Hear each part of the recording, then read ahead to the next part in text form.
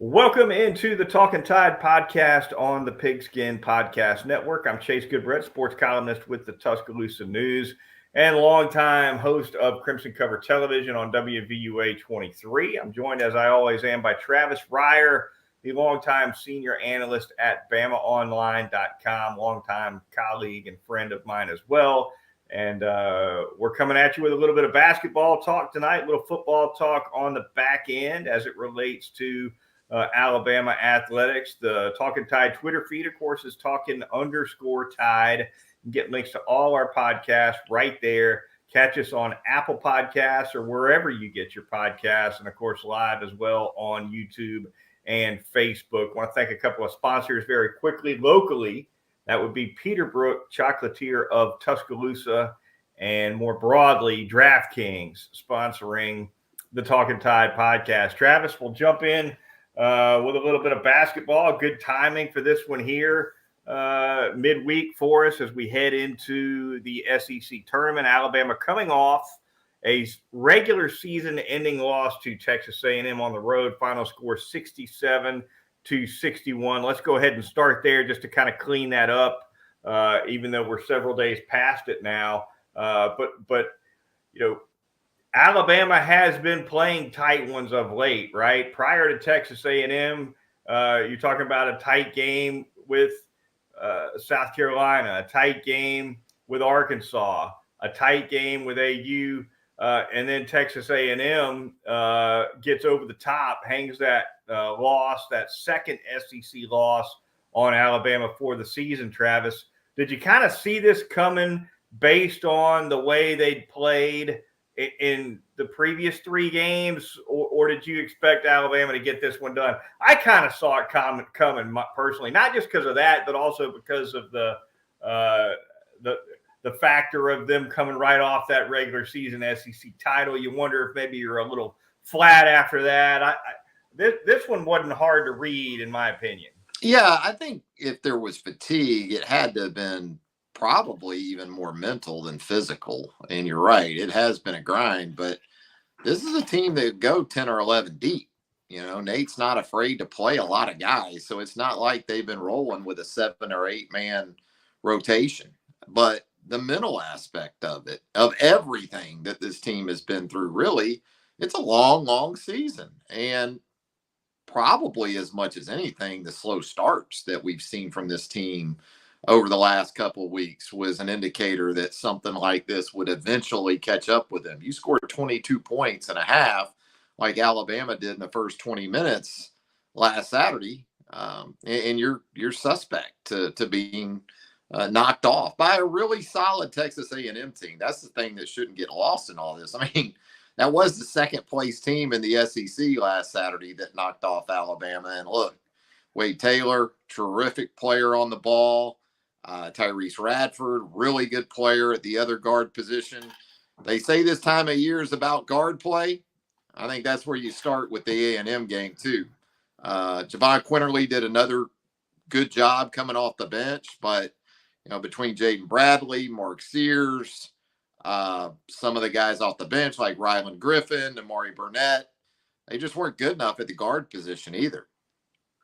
Yeah, you mentioned slow starts. No doubt that's been a theme late in the season for Alabama. Several slow starts. That's caught them flat-footed multiple times. Texas A&M no different. Also had issue down the stretch for Alabama, cold shooting.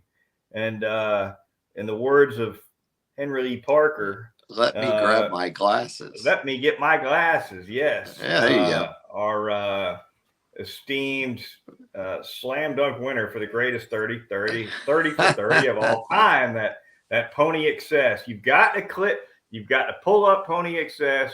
You've got to you've got to witness Henry Lee Parker in all his glory. But not to get off track. Cold shooting, Travis, for Alabama basketball. 3-pointers against A&M, 7 out of 36 as a team. And I believe it's over the last 4 games, which is that stretch where Alabama's been playing tight ones. They're 25 for 116 from 3 the last 2 weeks, Travis, heading into postseason play. Got to be a concern if you're Nate Oates, right? less than 22% over that stretch from three. And as we've talked about, this isn't a team that has to shoot the three at a high level to win games against solid to formidable competition, but it's got to be better than it was or it has been of late. You can't shoot sub 22% once you get a round or two into the NCAA tournament and expect your shelf life to be anything resembling, I don't know, Twinkies. You're not going to go that long, put it that way. So, a lot of ways this game last Saturday, it comes down to math. You said it. Alabama shoots 20 more threes than Texas A&M, but ends up +9 in points off of threes. And then A&M ends up, what was it, +17 from the free throw line in shooting 28 attempts, making 27 of those. Alabama shot free throws at a good rate, 10 of 11, just didn't get there enough. And that's going to happen when you get 36 threes up in a game. Yeah, Wade Taylor, 28 for the game, 10 out of 10 from the line. Tyrese Radford, 10 out of 10 from the line as well. But those two guys, Travis, knocked down 20 for 20 from the free throw line for the Aggies. They finished. A&M a perfect 13 of 13 in the final 3 minutes and change. Yeah. Last Saturday. Yeah, that's called getting your ass closed out. I mean, that's that's what's going to happen if a team's going to make free throws and get to the free throw line at that clip and then make them. No doubt about it. Alabama falls for their second SEC loss of the year to Texas A&M. As we spin it ahead, Travis, looking forward to the Southeastern Conference tournament coming up beginning Wednesday, technically, kind of that little play-in day on Wednesday and moving on through the championship game on Sunday. Alabama is looking ahead with that double bye and a Friday start at the Gators or the Bulldogs of Mississippi State. Your thoughts about what awaits or what likely awaits Alabama? Yeah, it's hard not to like Mississippi State in that game for the simple fact that Colin Castleton's not around now for Florida. Had that hand injury a couple weeks ago against Ole Miss. So that was a devastating loss for the Gators. We saw in Tuscaloosa what he's capable of doing. He was phenomenal. The lone bright spot for the Gators in that blowout loss to Alabama in the regular season. Tulu Smith was a bit up and down, meanwhile, for Mississippi State. Not so much a factor in the first go-around in Starkville. Really struggled from the free throw line, but was better in Tuscaloosa. That was a 3-point game. I would say Mississippi State, the tougher matchup of the two. I know Florida won a couple games in a row to close out the regular season. I think those came against LSU and Georgia, though. Certainly not top-tier competition in the league. But you almost feel like Alabama owes Mississippi State a favor or two after Mississippi State knocked off Texas A&M, right? And really helped make that game last Saturday in College Station insignificant in relation to the outright SEC title for the Crimson Tide. Yeah, Alabama locked that one down going into Texas A&M. Nate Oates preempted the question in his pre-Texas A&M news conference. He preempted the question about whether or not Alabama was going to be flat or unfocused for an A&M because they had just won the regular season title, and did they have anything to play for? And his comment to that was, look, we're going into postseason play as soon as this game is over. So yeah, the motivation is we haven't been playing great lately. We better play our best basketball now, so that we're firing on all pistons going into the postseason. Well, that didn't happen, but that was kind of Oates' approach going into A&M, and of course now. Go ahead. Here's the thing. Alabama was still up 3 with about 4 minutes to go last Saturday. After everything that happened in the first half, after all the turnovers, after the poor shooting from 3, on the road in a raucous environment, they were still up 3 and had a chance to win that game. So I know that sort of the tone coming out of that game was almost as if Alabama sleptwalk through that loss to Texas A&M. And again, the start just wasn't good. but they found themselves a little bit, got their legs back under them there in the second half, hit the boards, were much more hard hat worthy in the second half than they were in the first half, for sure. When you looked at second chance points and things like that, even points in the paint, rebounding, things like that in the first half, it was A&M's kind of game. And it was still A&M's kind of game because it was a game in the mid-60s, right? I mean, that's the game Texas A&M wanted. And even with all that, Alabama still had a chance. I think the finish to this regular season can be a positive for Alabama because it was almost too easy for Alabama in January, wasn't it? And a lot of February. So we kind of anticipated this team with Tennessee, with Auburn a couple of times, with Arkansas part 2, A&M down the stretch. It was going to help sharpen in some ways this team's mettle, and I think that's happened. I guess we'll find out more in Nashville coming up, though. Yeah, where do you sit on as far as what Alabama wants to get out of the SEC tournament? And obviously, everybody's gunning for a championship. But beyond that, Travis, as they look ahead to the NCAA tournament, look, they call the NCAA tournament the big dance. By definition, that means the SEC tournament's the little dance. So in terms of the bigger picture and setting themselves up for NCAA tournament success, what do you see as what they need to kind of accomplish in the SEC tournament, regardless of what the win-loss record in the tournament is? I think they need to see some threes go in, even if they eventually bow out with something short of the SEC tournament championship for their trip home to Tuscaloosa. If they can see the ball go through the hoop from 3, they've got some guys that they need to re-ramp, I guess you could say. Guys like Rylan Griffin, guys like Namari Burnett, who you don't think about as much because they come off the bench. But, man, those 2 guys right there over the last 4 or 5 games have really struggled to score the basketball. And, they anticipate not much of a drop-off when they go that route to those kind of guys in three-point shooting. So those type of things, from a seeding perspective, I would think a win or 2 should put them in a great spot for a number 1 seed. Maybe not the number 1 overall seed because we don't know how things are going to play out elsewhere. But they just need to get a win or 2 at least. If they make it to Sunday in the final, I think they're in pretty good shape, I would think, for a 1 seed. But, again, we talk so much about seeds, and there's no context because we don't know the draw.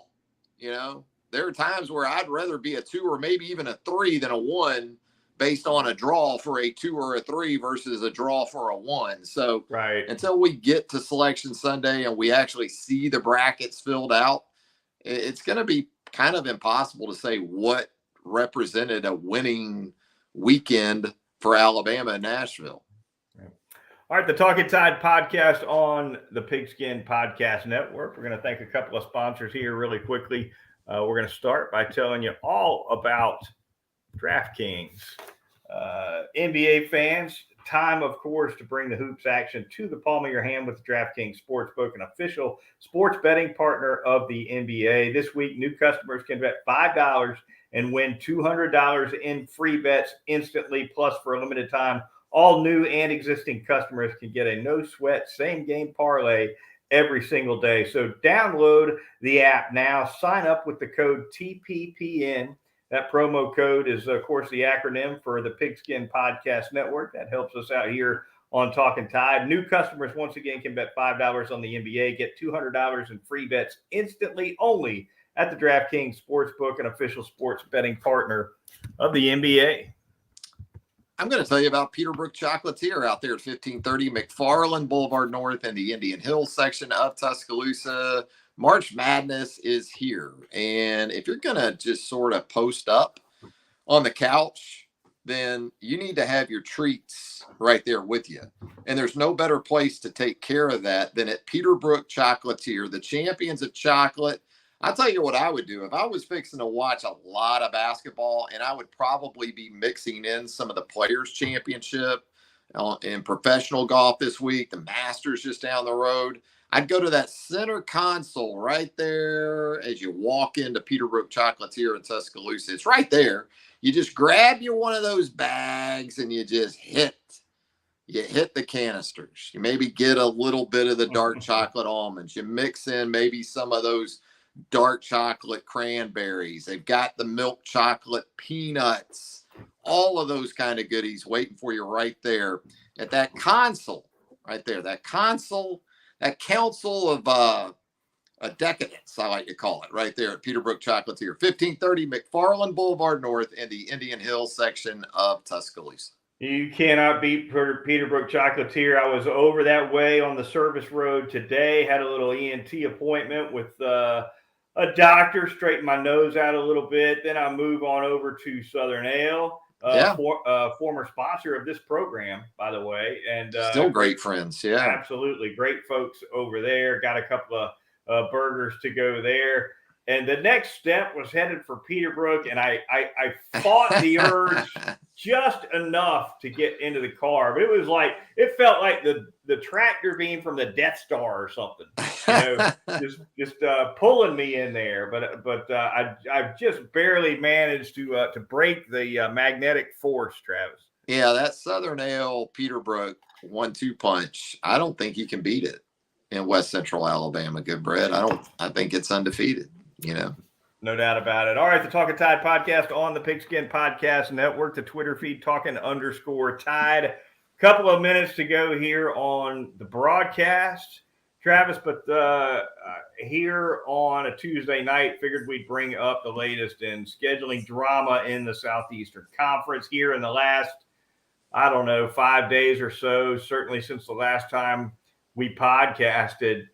We've now heard Nick Saban and LSU coach Brian Kelly essentially spill the beans on what they think is coming down the pike with that 9-3 schedule format, 9 conference games that most expect to be approved with 3 permanent opponents for each school. Saban clearly not thrilled, and talking to SI.com's Ross Dellinger about the 3 that were apparently sent his way from the SEC. Maybe preliminary, right? We haven't heard from Greg Sankey that this is official, so we don't know that it is. But this has been floated from the league office to the coaches at the very least as a rough draft. Auburn, Tennessee, and LSU as Alabama's 3 permanent opponents. Brian Kelly of LSU came back just the other day, I think, talking to Heather Dinich of ESPN.com and said, we got ours too. Looks like we're getting Alabama, Ole Miss, and A&M. So all we need now is a dozen other coaches to chime in, and we'll be able to finish the puzzle, right? Absolutely. Yeah, Nick and Brian Kelly, they ain't out here one at a time in it. They mass communicate. That's right. They're talking out of school, too, maybe a little bit. Something that Big Greg might have to send a little email out, little memo. Guys, reminder. Nothing has been finalized. Oh, Greg might have to have a talk with those coaches again. How about Greg every year at those SEC spring meetings? It seems like Greg, first thing, has to address his football coaches. Yeah, you had Nick and Jimbo last year, right? Right. Yeah. Now he's gonna have to chide them a little bit about that talking out of school with the schedules. I mean, look, I'm selfish. I'm greedy. What Brian Kelly and Nick Saban are talking about as far as schedules for their teams, the 3 permanents, I love it. I think it makes sense for both teams, right? When you think about football history and the games that people want to see. And trust us, as we move into this next era of college football, the Essence schedule, good bread, it's a dollar sign. It's a dollar sign. Yeah. And that's what this is all about. I mean, ultimately, you look at the money that the networks are paying for the Big Ten now, and certainly the SEC with ESPN. That's what this starts with. So, but I get it too from the coach's perspective. You want competitive balance, as they like to say. So, with that, you're going to have to come up with some ways to, I think, satisfy those folks. And look, non-conference scheduling is a part of this too, Chase. I mean, there's already been some non-conference scheduling done. We're already seeing it. Look at Alabama next season. You get Texas and Tuscaloosa. Alabama's going to South Florida in 2023. Yeah. And then you start playing nine conference games with that kind of non-con because you were anticipating an expanded college football playoff, and that net that you thought you had that you were going to have working beneath you, well, it's a little smaller when you start bringing in Texas and Oklahoma and you start talking about playing LSU, Auburn, and Tennessee on an annual basis. Now, look, 5 years ago, I don't know if most people would have looked at it and said, yeah, LSU and Auburn, sure, but Tennessee until this last year really weren't a lot of people talking about the Vols lately. No, that's for sure. And look, you pile up that non-conference schedule, you get and some of these permanents, if they tilt the wrong way, you're looking at some monsters.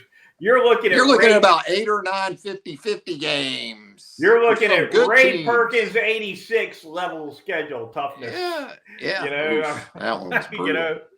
It could get pretty nasty. But again, and I've written this for the T News, I would have more sympathy for the argument for balance if the CFP was sailing into the future, sticking with that 4-team format, right? But now that the CFP is ripping this thing open and tripling the size to 12 teams, there's the 2-loss team, the better 2-loss teams are in.